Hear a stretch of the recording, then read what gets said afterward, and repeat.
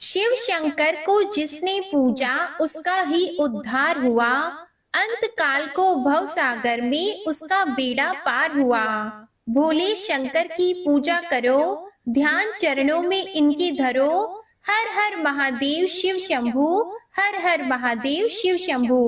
ओम नमः शिवाय। आइए श्रवण करते हैं सोमवार व्रत की कथा। प्राचीन काल की बात है।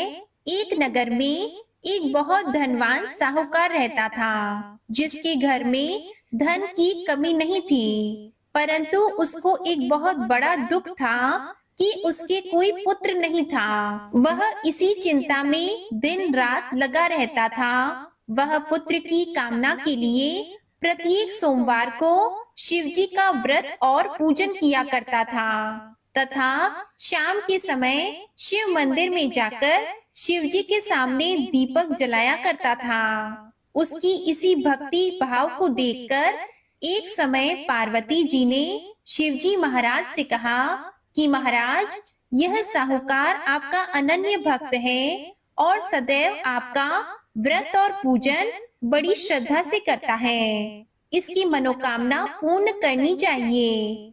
तब शिवजी ने कहा, हे पार्वती, यह संसार कर्म क्षेत्र है। जैसे किसान खेत में जैसा बीज बोता है वैसा ही फल काटता है, उसी तरह इस संसार में जैसा कर्म करते हैं वैसा ही फल भोगते हैं। पार्वती जी ने अत्यंत आग्रह से कहा, महाराज, जब यह आपका अनन्य भक्त है और इसको अगर किसी प्रकार का दुख है तो उसको अवश्य दूर करना चाहिए, क्योंकि आप सदैव अपने भक्तों पर दयालु होते हैं और उनके दुखों को दूर करते हैं। यदि आप ऐसा नहीं करेंगे तो मनुष्य आपकी सेवा और व्रत क्यों करेंगे?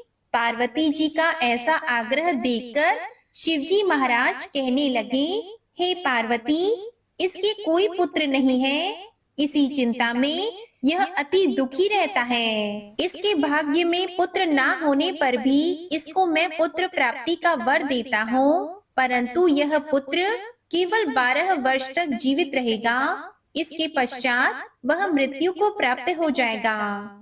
इससे अधिक मैं और इसके लिए कुछ नहीं कर सकता। यह सब बातें साहूकार सुन रहा था। इससे उसको ना तो कुछ प्रसन्नता हुई और ना ही कुछ दुख हुआ।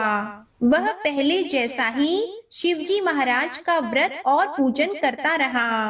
कुछ काल व्यतीत हो जाने पर साहूकार की स्त्री गर्भवती हुई और 10वें महीने में उसके गर्भ से अति सुंदर पुत्र की प्राप्ति हुई। साहूकार के घर में बहुत खुशी मनाई गई, परंतु साहूकार ने उसकी केवल 12 वर्ष की आयु जानकर अधिक प्रसन्नता प्रकट नहीं की और न ही किसी को भेद बताया। जब वह बालक 11 वर्ष का हो गया तो उस बालक की माता ने उसके पिता से विवाह आदि के लिए कहा, तो वह साहूकार कहने लगा कि अभी मैं इसका विवाह नहीं करूंगा, अपने पुत्र को काशी जी पढ़ने के लिए भेजूंगा। फिर साहूकार ने अपने साले अर्थात बालक के मामा को बुलाकर उसको बहुत सा धन देकर कहा, तुम मेरे बालक को काशी जी पढ़ने के लिए ले जाओ और रास्ते में जिस स्थान पर भी जाओ यज्ञ और ब्राह्मणों को भोजन कराते जाओ। वह दोनों मामा भांजे यज्ञ करते और ब्राह्मणों को भोजन कराते जा रहे थे। रास्ते में उनको एक शहर पड़ा। उस शहर में राजा की कन्या का विवाह हो रहा था। दूसरे राजा का लड़का जो विवाह कराने के लिए बारात लेकर आया था, वह एक आंख से काना था। उसके माता पिता को इस बात को लेकर बड़ी चिंता थी कि कहीं वर को देखकर कन्या के माता पिता विवाह में किसी प्रकार की अड़चन पैदा न कर दें। इस कारण जब उसने अति सुंदर सेठ के लड़के को देखा तो मन में विचार किया कि क्यों न दरवाजे के समय इस लड़के से वर का काम चलाया जाए। ऐसा विचार कर वर के पिता ने उस लड़के और मामा से बात की तो वे राजी हो गए। फिर उस लड़के को वर के कपड़े पहनाकर तथा घोड़ी पर चढ़ाकर दरवाजे पर ले गए और सब कार्य प्रसन्नता से पूर्ण हो गया। फिर वर के पिता ने सोचा कि यदि विवाह कार्य भी इसी लड़के से करा लिया जाए तो क्या बुराई है। ऐसा विचार कर लड़के और उसके मामा से कहा, यदि आप फेरों का काम और कन्यादान के काम को भी करा दें तो आपकी बड़ी कृपा होगी और मैं इसके बदले में आपको बहुत सा धन दूंगा। तो उन्होंने स्वीकार कर लिया और विवाह कार्य भी बहुत अच्छी तरह से संपन्न हो गया। जिस समय लड़का जाने लगा तो उसने राजकुमारी की चुन्नी के पल्ले पर लिख दिया कि तेरा विवाह तो मेरे साथ हुआ है, परंतु जिस राजकुमार के साथ तुमको भेजेंगे वह एक आंख से काना है और मैं काशी जी पढ़ने जा रहा हूँ। लड़के के जाने के पश्चात उस राजकुमारी ने जब अपनी चुन्नी पर ऐसा लिखा हुआ पाया तो उसने राजकुमार के साथ आने से मना कर दिया और कहा कि वह मेरा पति नहीं है, मेरा विवाह इसके साथ नहीं हुआ है, वह तो काशी जी पढ़ने के लिए गया है। राजकुमारी के माता पिता ने अपनी कन्या को विदा नहीं किया और बारात वापस चली गई। उधर सेठ का लड़का और उसका मामा काशी जी पहुंच गए। वहां जाकर उन्होंने यज्ञ करना और लड़के ने पढ़ना शुरू कर दिया। जब लड़के की आयु 12 वर्ष की हो गई तो उस दिन उन्होंने यज्ञ रचा रखा था कि लड़के ने अपने मामा से कहा कि मामा जी आज मेरी तबीयत कुछ ठीक नहीं है।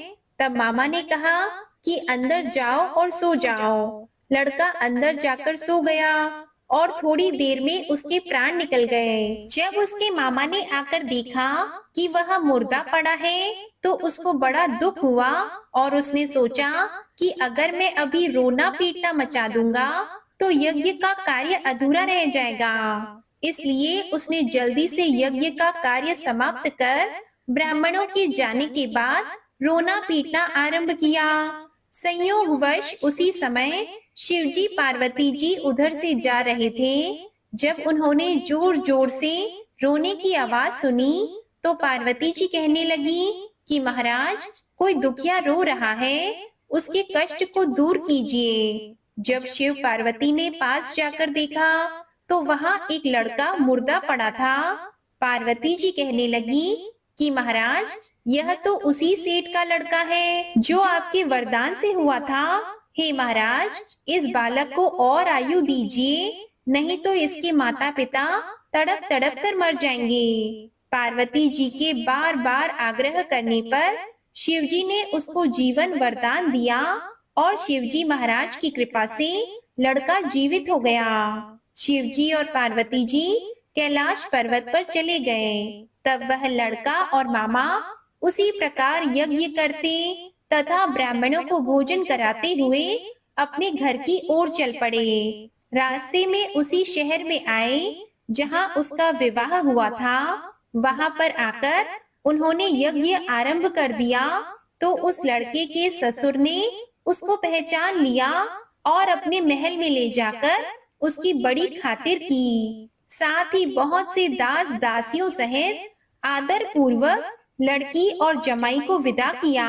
जब वह अपने शहर के निकट आए तो मामा ने कहा कि मैं पहले तुम्हारे घर जाकर खबर कर देता हूँ। जब उस लड़के के मामा घर पहुँचे तो लड़के के माता पिता घर की छत पर बैठे थे और यह प्रण कर रखा था कि यदि हमारा पुत्र सकुशल लौट आएगा तो हम राजी खुशी नीचे आ जाएंगे, नहीं तो छत से गिरकर अपने प्राण खो देंगे। इतने में उस लड़के के मामा ने आकर जब यह समाचार दिया कि आपका पुत्र आ गया है तो उनको विश्वास नहीं हुआ। उसके मामा ने शपथ पूर्वक कहा कि आपका पुत्र अपनी पत्नी के साथ बहुत सारा धन लेकर आया है। तो सेठ ने आनंद के साथ उनका स्वागत किया और बड़ी प्रसन्नता के साथ रहने लगे। इसी प्रकार से जो कोई भी सोमवार के व्रत को धारण करता है अथवा इस कथा को पढ़ता या सुनता है उसकी समस्त मनोकामनाएं पूर्ण हो जाती हैं। उम्मीद है आपको सोमवार व्रत की कथा अच्छी लगी होगी। अगर ये वीडियो अच्छी लगी हो तो कमेंट में ओम नमः शिवाय जरूर लिखिएगा और चैनल सब्सक्राइब करके बेल आइकन भी प्रेस कीजिएगा। हर हर महादेव, जय भोलेनाथ।